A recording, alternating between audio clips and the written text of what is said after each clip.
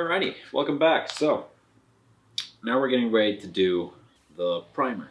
So what that means is getting a base color consistent so that your paint goes on a lot smoother. What that usually means is like if you're doing a bright color, for example, if you were to paint straight onto the wood, wouldn't look quite right. So usually you need to base that with a primer of sorts. Very typical to use gray, for example, or white.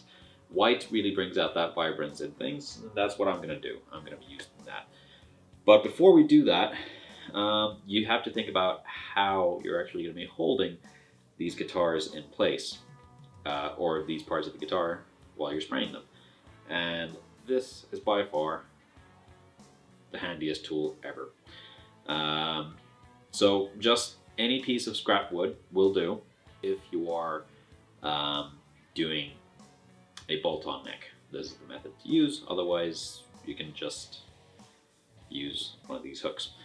So, take a piece of scrap wood, mark out where your bolts are, where your screws are on the neck, onto one piece, and then just drill those through. I haven't drilled this yet. Those are still for the previous guitar that I did, which has different measurements.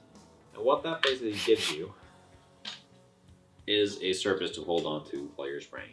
Because of course, you can't really hold on to the guitar if you're spraying it, because now you can't reach anywhere and you're going to just spray your hand.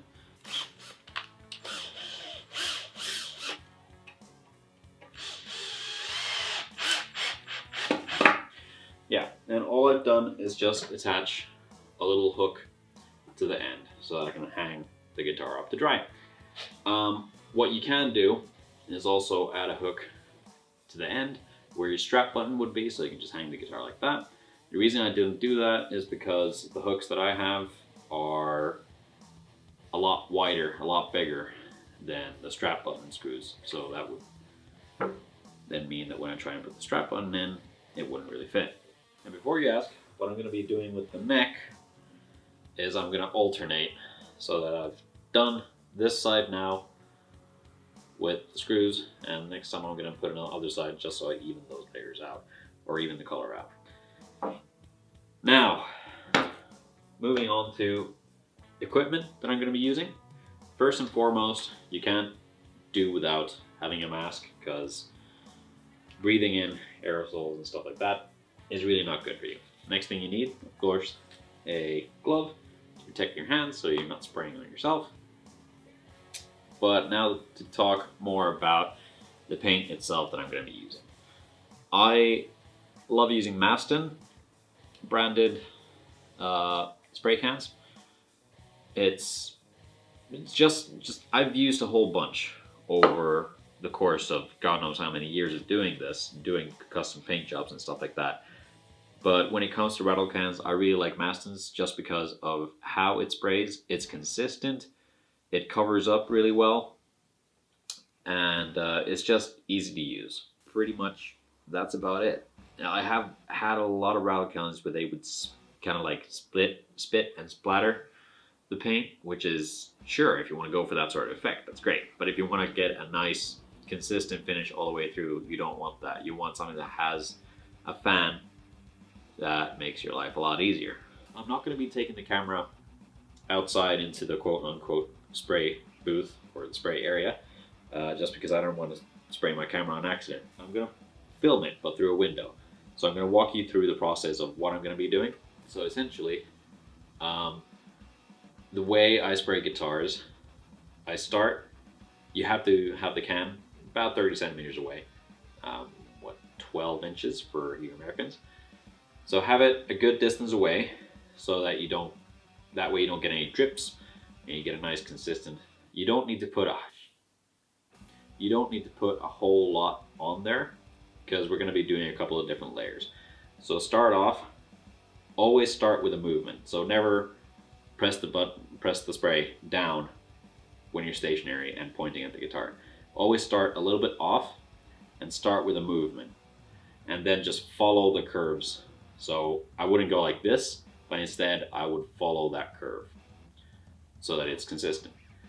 So I would start with doing one edge, flip the guitar around, do the other edge, Then I would do the inside horns, like so. Then I would move on to doing the top and the back. So I would go across with half of the fan going across the previous pass, basically. And once again, I'm starting off the side of the guitar, I'm moving over and going like so. It's good to have that sort of robotic arm feel to it. Flip it around, do the other side, and then that's that. Leave it to dry for a little bit, and you're good. With necks, I have a little bit of a different approach. There's a couple different ways of doing it. You can either have it already hanging up, which helps sometimes, because then what I do is, again, as always, you always start off going, you know, as a movement and off of whatever you're painting. So what I am used to doing with neck throughs and set necks and stuff, I have the guitar hanging up like this, and basically I turn according to the neck. Now that I have the neck separate, I can easily just start off from one side, do the other side, and then fill in the gaps. Once again, I'm following that curve and going half pass over, or half of that fan going over the previous pass, and then just going like that for the headstock. And I'm not painting in front of the headstock yet, so that's not gonna get done. I hope I explained that somewhat well enough, but now you're gonna see me actually do it, and that should give you a bit of a clearer idea of what I'm gonna do. Important things to think about when you're painting outside, for instance at home on your balcony, is to make sure that you protect your painting area somehow, as I've done here. And this actually grants me a good way to not have the wind coming through all that much because of the wall right here. It's still blowing from, you know, behind the camera here right now, but it makes do. The main thing you want to worry about is not really upsetting neighbors or anything like that, but mostly just so that you don't get paint anywhere where you don't want it. So that's kind of my setup. And a very important thing also is to have some place where you can hang up your guitars. You do not want to really lay them flat anywhere. That never bodes well. At least as far as I've noticed. And, you know, it doesn't hurt that you have a nice view while you paint, especially if it's a nice view.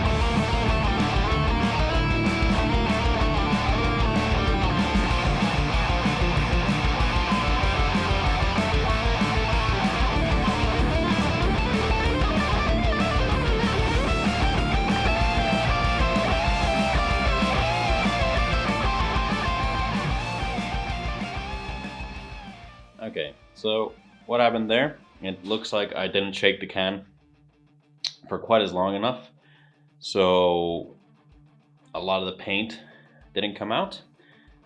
But the main thing you want to keep in mind, if something like that happens to you, don't try and put extra paint on there because you will get drips.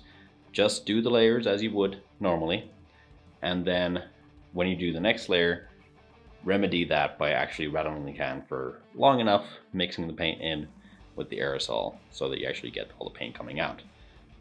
You don't want to run the risk of getting any drips and marks like that. So I'm gonna let that be for about 20 minutes. And then after 20 minutes, I'm gonna go and do another layer. And then I'm gonna do another layer. Usually I do 3 per session. This time I'm gonna do 4 because the first one wasn't really a layer, so to speak. And yeah, we'll go from there. Hi, darling. Hello. Hi, Purple.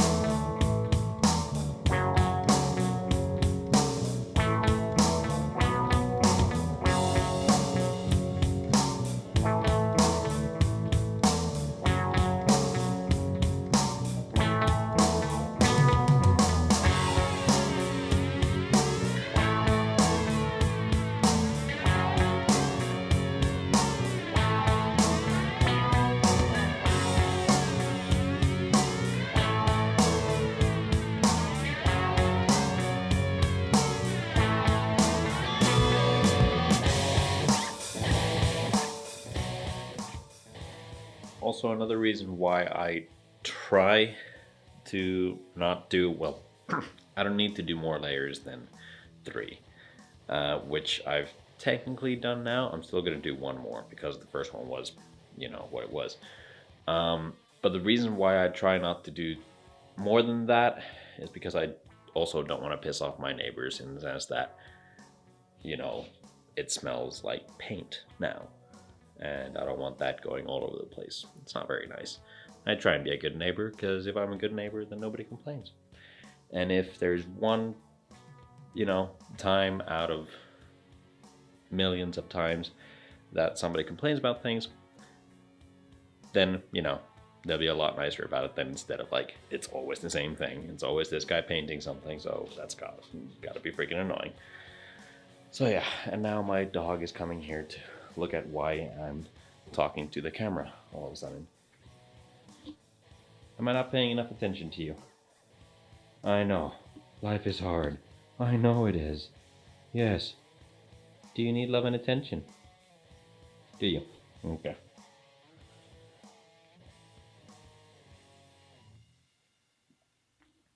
So, 1 more layer to go, and yeah, that'll be that.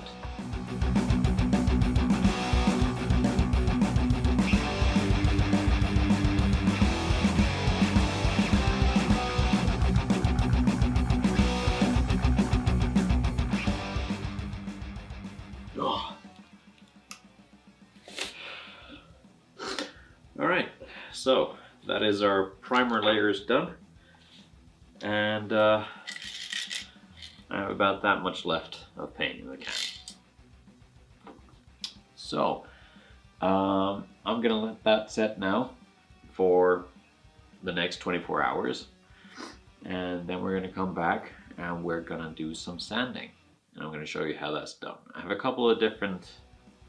2 different guitars that I'm painting right now. That one that I just did, and then one that unfortunately had a rather poor. I was trying a different manufacturer of paints, and the paint wasn't all that great, so I ended up getting drips.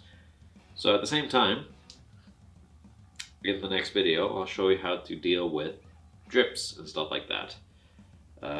I guess it was somewhat fortunate that this one got a little bit, got the way it did. Anywho, things to keep in mind when you're actually painting outside is that you're painting outside. Nature is one of those things that things fly in the wind. And that can be any sort of debris from just dust in the air, which currently right now in spring there's a lot of dust from the road in the air, so that can affect things. And then bugs, leaves, what have you. So just be very, very careful about that. So we'll see what that guitar looks like tomorrow.